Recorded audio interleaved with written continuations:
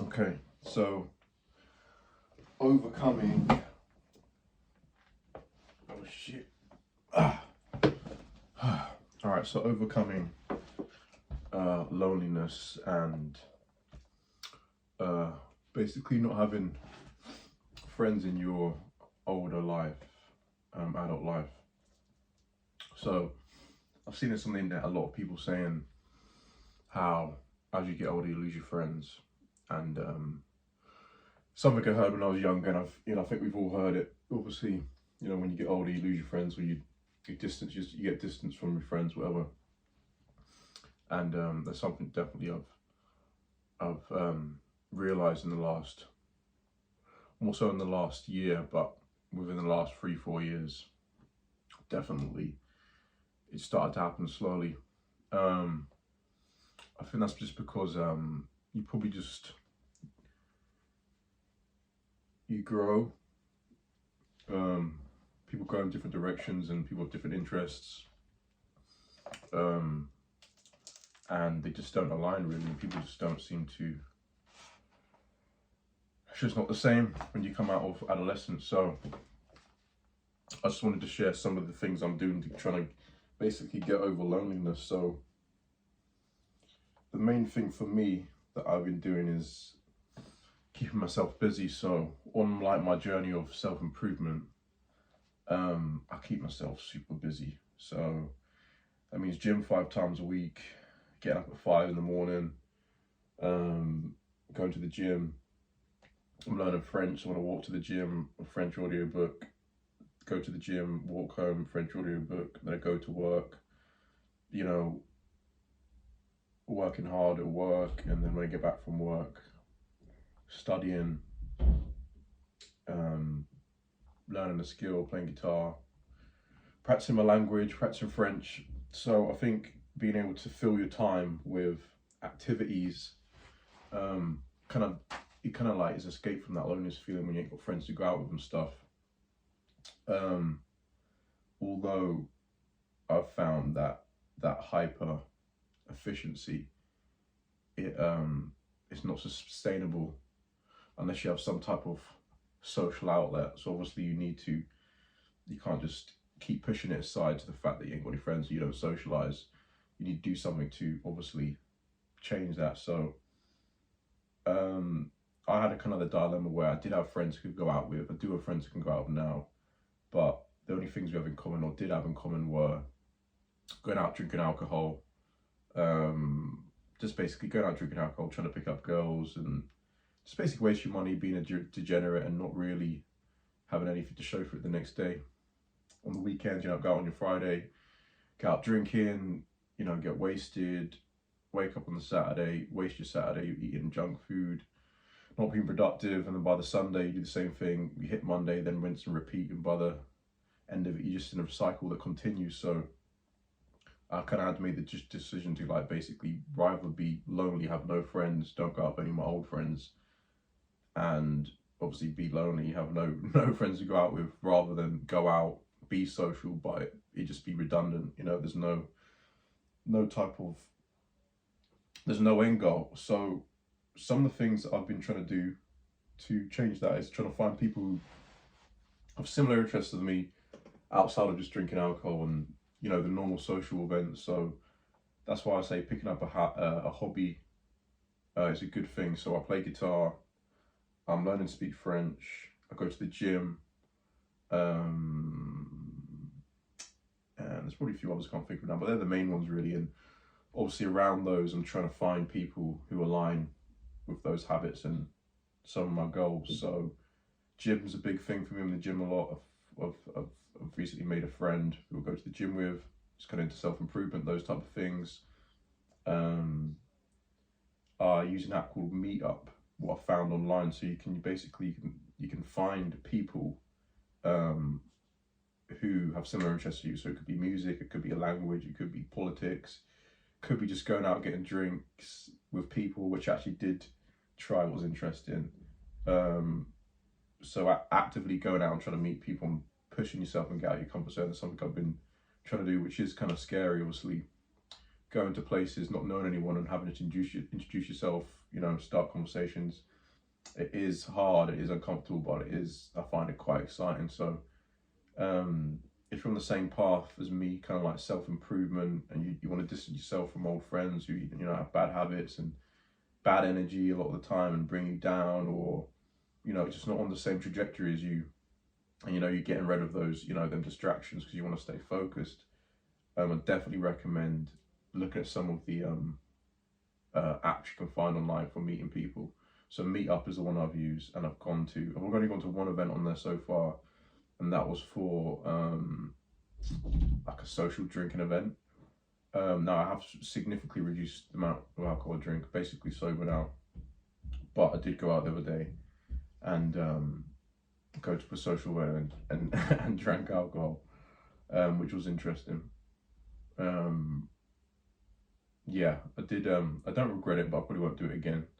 But that's something you can do if you maybe still drink alcohol.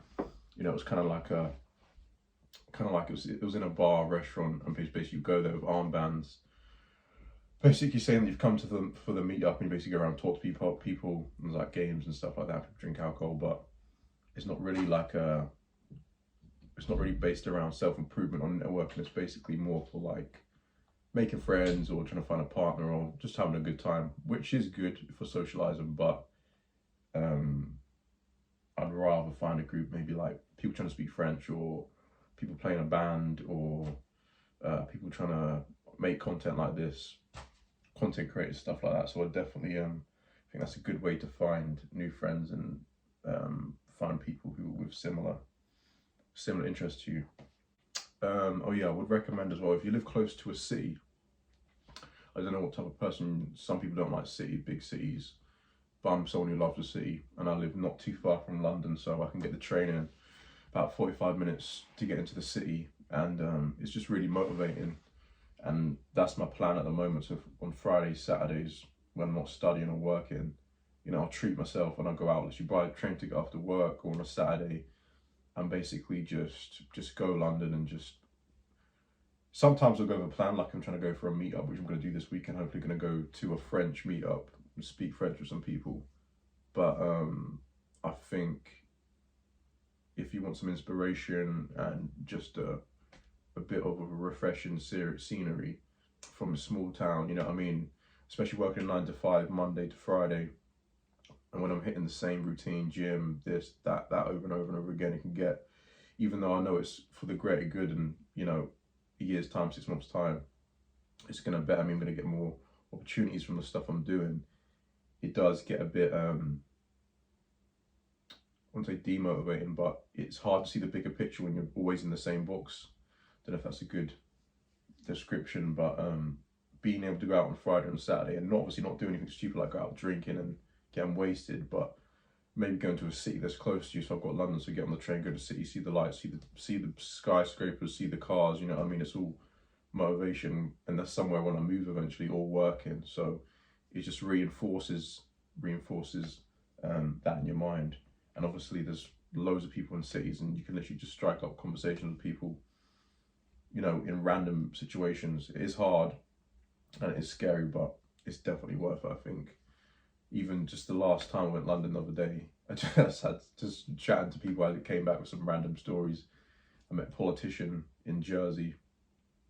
I think it was a finance minister or something to do with finance, but it was a big politician in Jersey, one of the Channel Islands of the bottom of England. What's weird, because I've got family in Jersey, it was kind of a coincidence. Got chatting to him for about half an hour, super interesting. You just meet good people. And I think if you go in with that mindset, like you want to meet people, you come with that energy, I think it's weird, but it just kind of just aligns sometimes.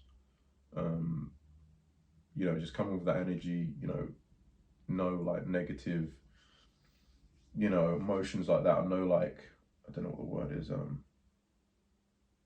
no bad intentions, just coming straight in to meet people, socialize and make conversation. I think naturally that will come to you if you project that energy. And I think the main thing I'm basically saying is, I see a lot of videos of people online saying they're lonely. I can definitely relate to that. Definitely. Especially with men. And I think that there's a lot of people who have anxiety I've seen, and I've had that in the past and I've been able to overcome that, and I'll be probably for another video.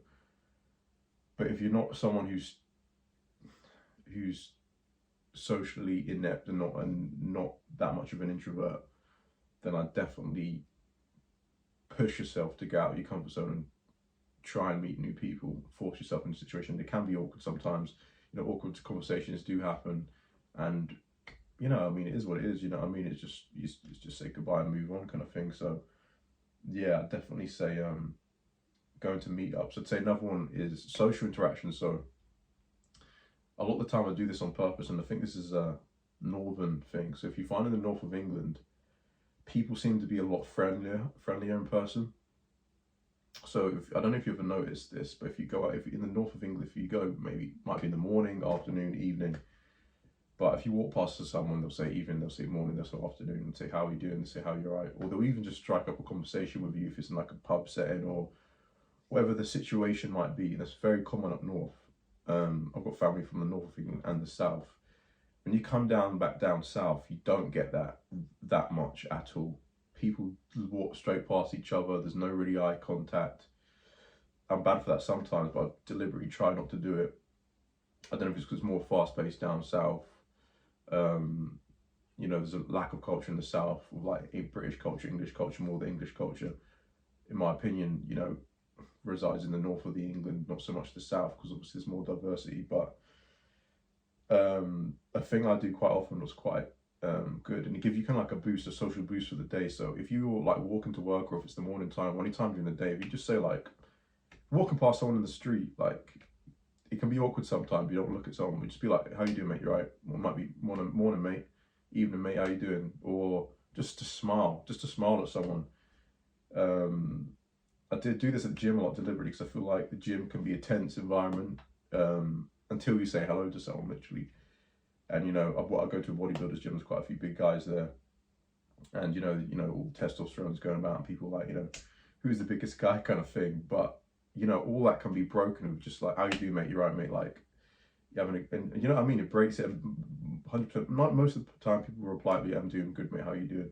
Or morning, mate. How you doing? You know what I mean? Those things, they're just those little social things. They can be good for kind of like getting you ready for the day in that social aspect. I think work's a good place to socialize as well if you haven't got friends, or maybe make friends during work. So maybe make the effort to socialize with people at work, if it's your colleagues, or if you work in a big office or a big building, make the effort to go around, introduce yourself to people.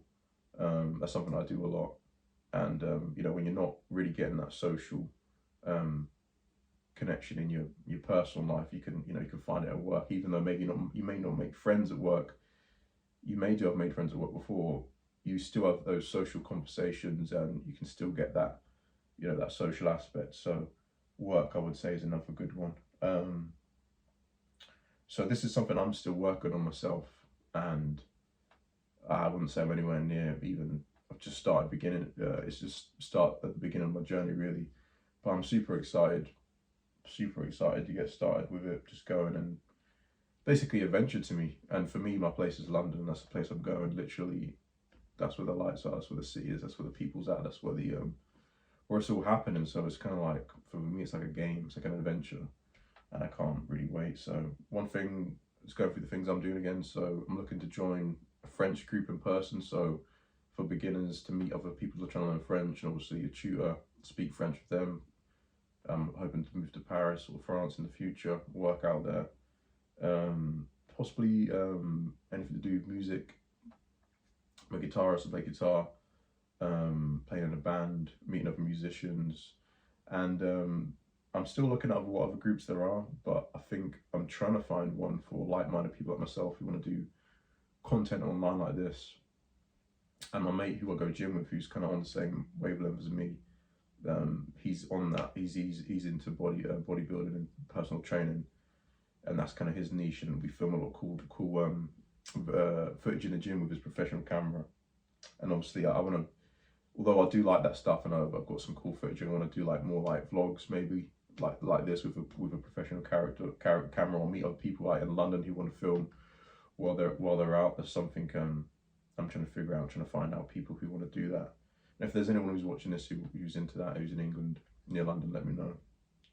So yeah, so just have the motivation and strive for more. That's it.